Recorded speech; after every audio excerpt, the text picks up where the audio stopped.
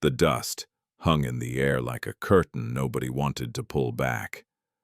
Caleb Stone rode into Mercy Bend at dusk, with nothing but a worn saddle, and a name he'd been trying to forget for 8 years.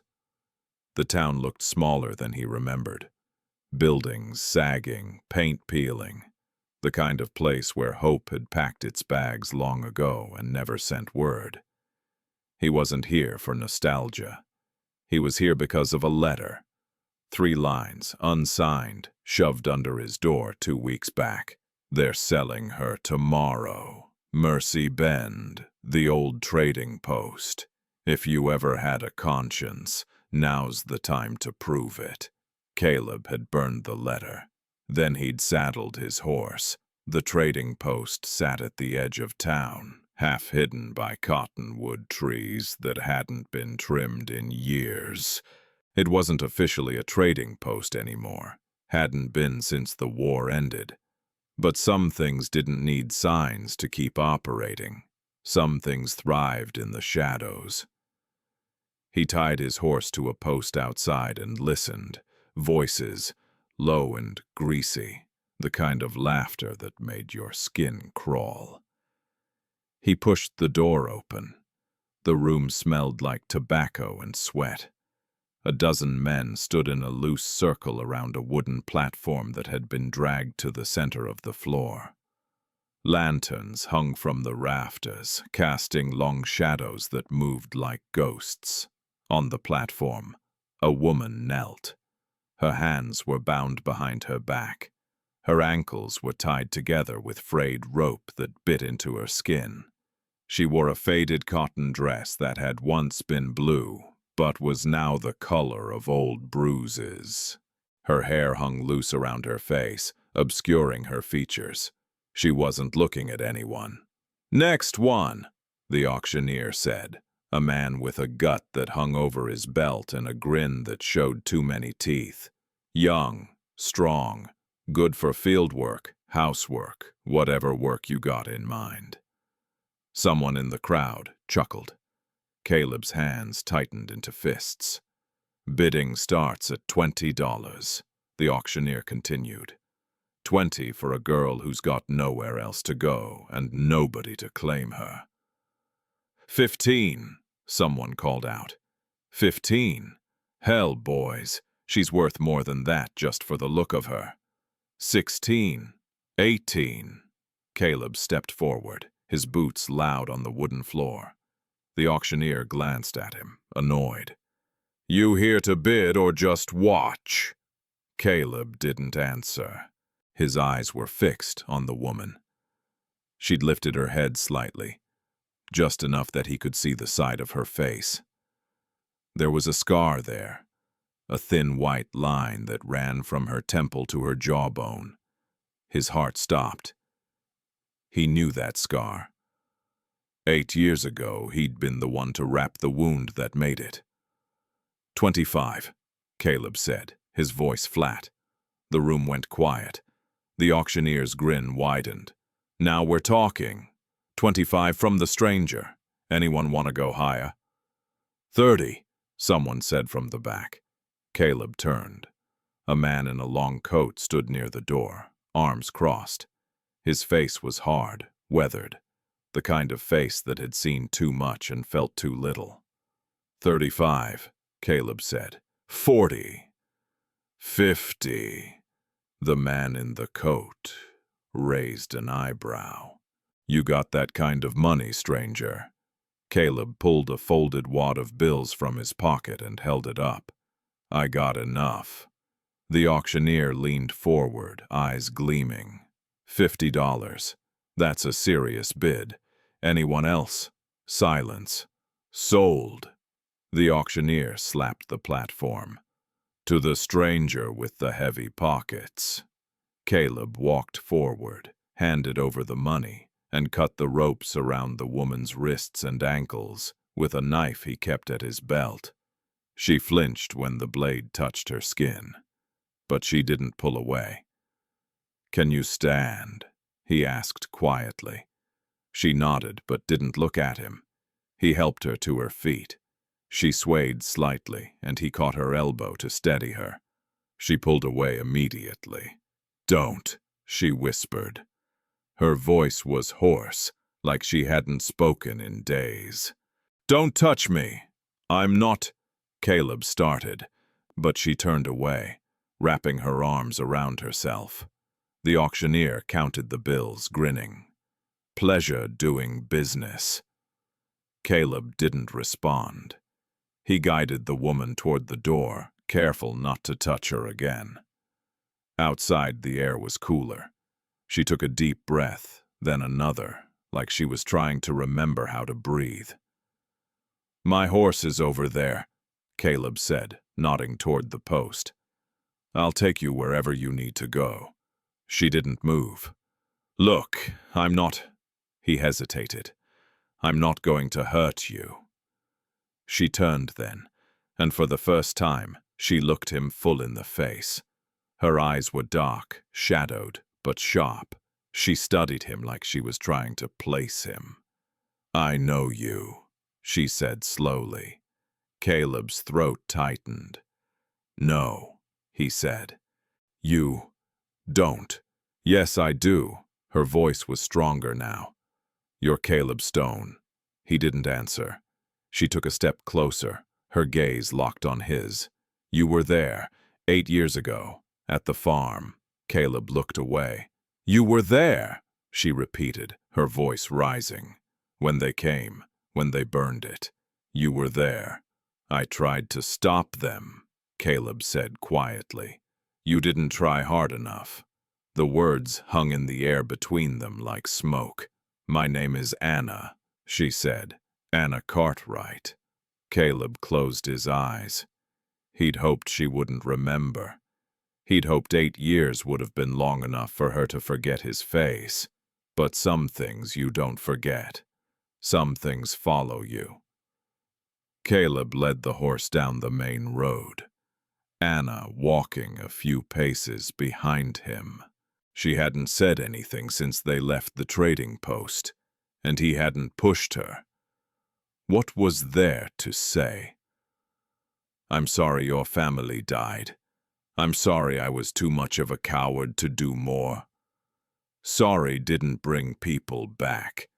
They stopped at the edge of town, near an old barn that looked like it might collapse if the wind blew too hard. Caleb tied the horse to a fence post and sat down on a crate near the entrance. Anna stood in the middle of the road, arms still wrapped around herself. "You can sit," Caleb said. "No one's gonna bother us out here."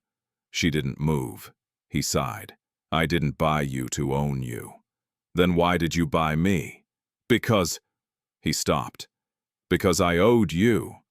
"Owed me?" She laughed, but there was no humor in it. "You think $50 and a ride out of town pays for what you owe me?"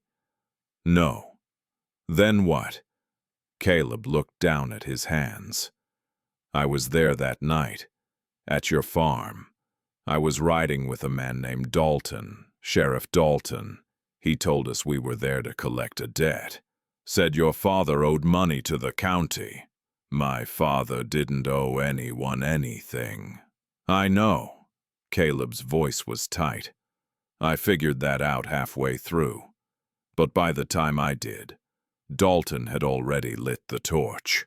Anna's breath hitched. "I tried to stop him," Caleb continued. "I grabbed his arm, told him it wasn't right. He pulled a gun on me and told me to get out of the way or I'd burn with them.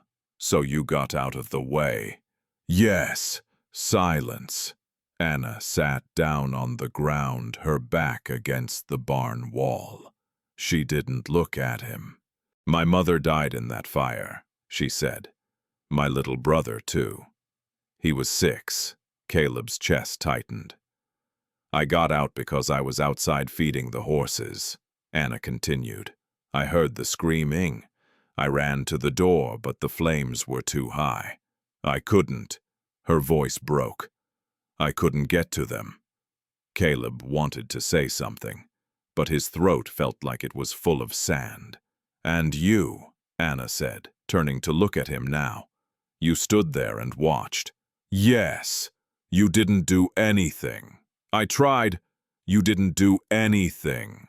The words hit like a fist. Caleb nodded slowly. You're right. I didn't. Anna looked away, her jaw tight. After that night, Caleb said quietly, I left, rode out of the county and didn't look back. I told myself I was done working for men like Dalton. Done standing by while people got hurt. Good for you. It wasn't good. It was cowardice. He leaned forward, elbows on his knees. I've been running for 8 years, and then I got a letter that said you were here, that you needed help. And I thought, he paused, I thought maybe I could do something right for once. Anna was quiet for a long time. Finally, she spoke. You think this makes you a hero? No. You think this makes us even? No. Then what do you want from me? Caleb looked at her. Nothing. He exhaled. I just wanted to do something. Anna stared at him, her expression unreadable. Then she laughed again, that same hollow sound. You know what's funny? I spent 8 years thinking about that night, imagining what I'd say if I ever saw one of you again. What I'd do. Caleb waited. I thought I'd kill you, she said simply, or scream, or spit in your face. You still can. She shook her head. What's the point? Killing you won't bring them back. Caleb didn't respond. Anna stood, brushing dust off her dress. I'm leaving. You can go wherever you were going before you decided to play savior. Anna, don't. She held up a hand. Don't say my name like we're friends. We're not. Caleb nodded slowly. Where will you go? I don't know. Somewhere far from here. You got money? She hesitated. Food, supplies. Anna's jaw tightened. Caleb stood. Look, I'm not asking you to forgive me. I'm not asking you to like me. But let me at least get you somewhere safe. Safe? Anna laughed bitterly. There's no such thing. Then let me try. She studied him, her eyes searching his face for something. Honesty, maybe. Or just proof that he wasn't lying. Finally, she nodded. One day, you get me to the next town, and then we're done. Deal. Anna turned away, walking toward the horse. Caleb watched her go, his chest heavy with something he couldn't name. He'd spent 8 years running from that night. Now he was finally standing still. But standing still didn't make him brave. It just made him tired. They rode through the night, the landscape dark and silent except for the rhythm of hooves on dirt. Anna sat behind Caleb on the horse, her hands gripping the saddle instead of him. By dawn, they reached a small town called Grafton's Ridge. It wasn't much. A general store, a saloon, a church with a crooked steeple, but it was far enough from Mercy Bend that Caleb figured they'd be safe for a while. He paid for a room at the boarding house, a small place run by an old woman who asked no questions and offered no judgments. Anna took the room without a word and closed the door behind her. Caleb sat on the porch outside, watching the sun rise. He didn't sleep. Around midday he went to the general store to buy supplies, bread, dried meat, a canteen. The man behind the counter eyed him with mild suspicion, but took his money without comment. Caleb was halfway back to the boarding house when he heard the hoofbeats. He turned. 3 men rode into town, their horses kicking up dust. They moved slowly, deliberately, like they had all the time in the world. Caleb recognized the man in the lead immediately. Sheriff Dalton. He looked older now, grayer, harder, but the same cold eyes, the same sharp jaw. He wore a badge on his chest and a gun on his hip. Caleb's stomach dropped. Dalton scanned the street until his gaze landed on Caleb. He smiled. "Caleb Stone," Dalton called out, his voice carrying across the empty road. "Been a long time." Caleb didn't move. Dalton dismounted, his boots hitting the ground with a heavy thud. The two men with him stayed on their horses, hands resting near their guns. "Heard you made a little purchase over in Mercy Bend," Dalton said, walking closer. $50 for a girl. That's generous of you." Caleb's jaw tightened. "Thing is," Dalton continued, "that girl doesn't belong to you. She belongs to me. She doesn't belong to anyone." Dalton laughed. "You always were soft, Caleb, even back then. What do you want, Dalton?" "I want what's mine." Dalton stopped a few feet away, his hand resting on his gun. "The girl. Hand her over, and we'll call it even." "No." Dalton's smile faded. "You know I'm the law around here, right? I could arrest you right now for harboring stolen property." "She's not property." "That's not what the auction said." Caleb took a step forward. "The war ended 8 years ago, Dalton. Slavery's over." "War's never over, boy." Dalton's voice dropped. "It just changes shape." Caleb's hand moved toward his own gun. "Careful," Dalton warned. "You pull that, and my boys will put you down before you even clear the holster." Caleb froze. Dalton grinned. "Smart. Now where is she?" Caleb didn't answer. Dalton sighed. "Fine, we'll do this the hard way." He turned toward the boarding house. "Wait," Caleb said. Dalton paused. "Why do you want her?" Caleb asked. "She's nobody. Just some girl from a burned-down farm." "That's where you're wrong." Dalton turned back to face him. "That farm, the one I burned 8 years ago, turns out it was sitting on land the county wanted. Rich soil, good water. Anna's father wouldn't sell, so we took it." Caleb's blood ran cold. "And Anna," Dalton continued, "is the last living heir. Which means if she's alive, she's got a legal claim to that land. So you're gonna kill her." Dalton shrugged. "Or I'm gonna make sure she disappears. Either way works." Caleb's hand twitched toward his gun again. "Don't," Dalton said softly. "You already ran once, Caleb. Don't make me put you in the ground for trying to be a hero now." Caleb's chest burned with rage and shame. Dalton turned toward the boarding house again, and then a voice cut through the air. "Get behind me!" Caleb looked up. Anna stood on the porch, her dress torn, her hair loose. She held a rifle, old but functional. "Don't let them see you," she said quietly, her eyes locked on Dalton. Caleb moved behind her, his heart pounding. Dalton laughed. Well, well, look at that. The little lamb's got teeth." Anna raised the rifle. "Leave. Or what? You'll shoot me." "Yes." Dalton's grin widened. "You know I'm a sheriff, right? You shoot me, and you'll hang." "Maybe," Anna said, "but you'll still be dead." The two men on horseback shifted nervously. Dalton's smile faded. For a long moment, nobody moved. Then Dalton raised his hands slowly. "All right, we'll leave, for now." He turned and walked back to his horse, mounting slowly. "But this isn't over," he called out. "I'll be back, and next time I won't be so polite." He kicked his horse, and the three men rode out of town. Anna lowered the rifle, her hands shaking. Caleb stepped forward. "Anna." "Don't," she said, her voice tight. "Just don't." She turned and walked back inside. Caleb stood on the porch, watching the dust settle. He knew Dalton wasn't lying.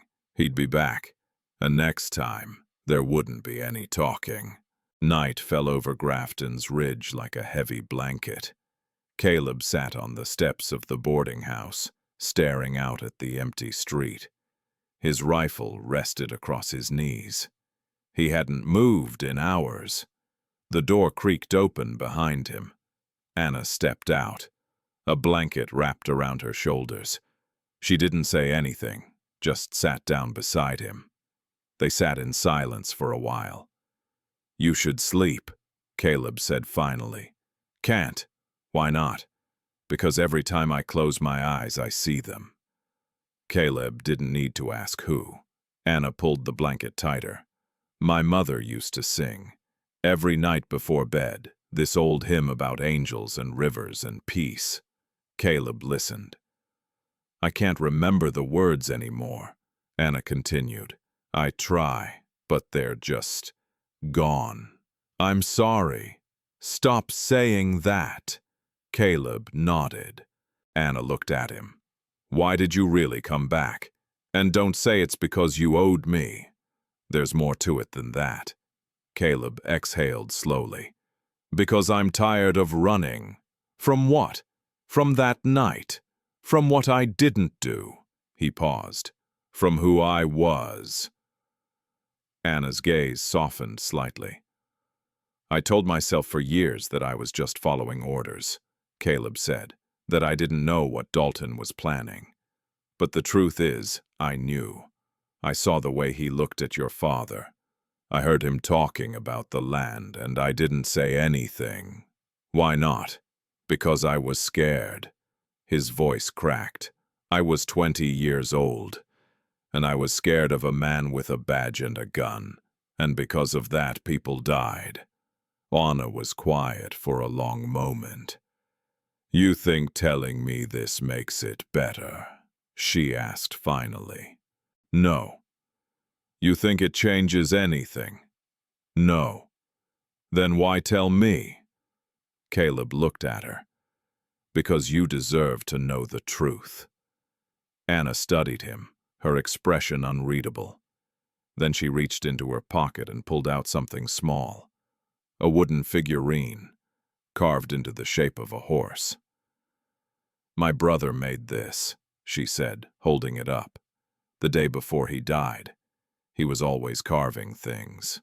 Said he was going to make a whole herd one day." Caleb's throat tightened.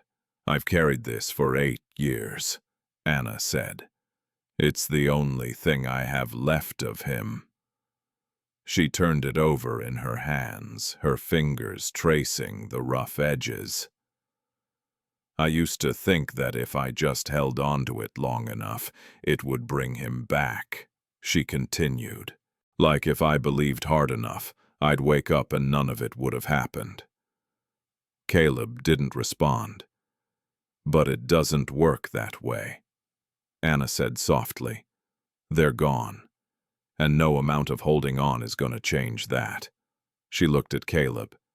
"You can't fix what happened," she said, "but you can do something now." "Like what?" "Like not running." Caleb nodded slowly. Anna stood, wrapping the blanket around herself again. "I'm going to bed. Wake me if he comes back." "I will." She paused at the door, then looked back at him. "Caleb." "Yeah." "Thank you." He didn't know what to say, so he just nodded. Anna went inside, closing the door softly behind her. Caleb sat alone on the steps, the rifle across his knees, the night stretching out before him. For the first time in 8 years, he didn't feel like running. He felt like standing still. And maybe, just maybe, that was enough. "So let me ask you, if you were Caleb, would you stand your ground knowing what's coming? Would you risk everything for someone you failed once before?" Take a breath, think about that, and if you're still with me, I promise you, what happens next will be worth it. Dalton came back 3 days later, but he didn't come alone. Caleb saw them from the porch. 8 men on horseback, all armed, riding in formation like a small army. Dalton led them, his badge glinting in the morning sun. Caleb stood gripping his rifle. Anna stepped out beside him. How many? Too many. She didn't flinch. Then we fight. Anna, I'm not running again. Caleb looked at her. Her jaw was set, her eyes hard. She'd already lost everything once. She wasn't going to lose again. He nodded. All right.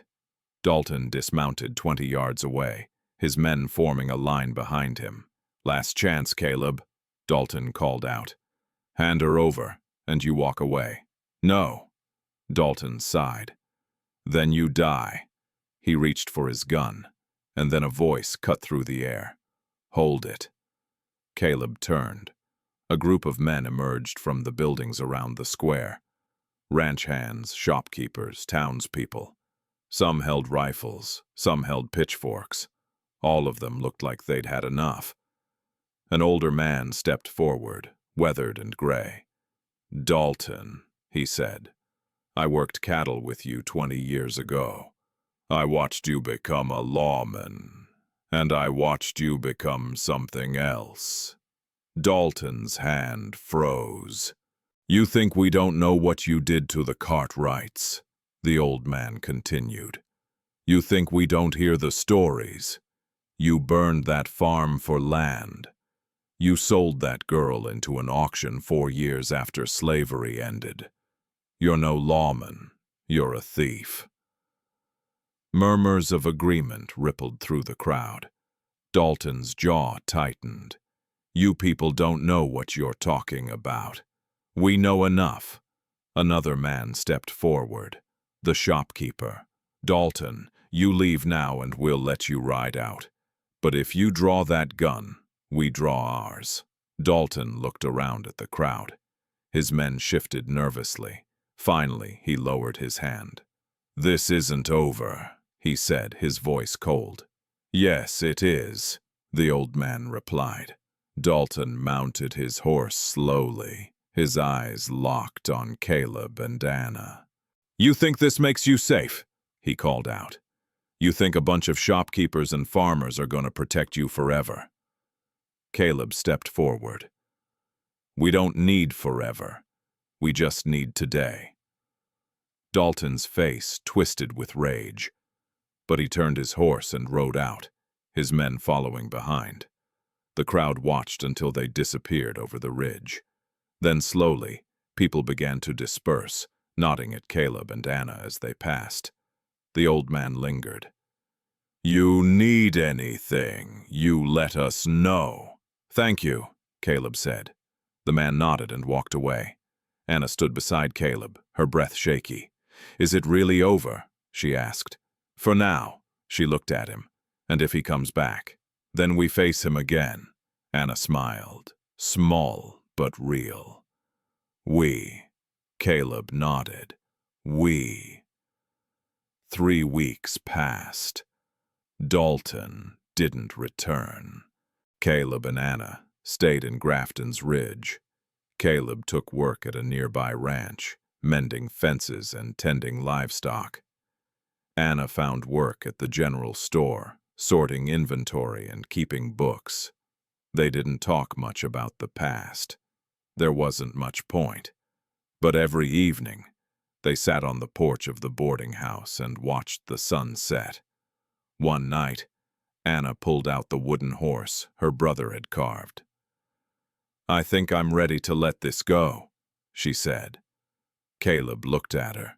You sure? She nodded. Holding on doesn't bring him back. It just keeps me stuck. She stood and walked to the edge of the property, where a small grove of trees grew.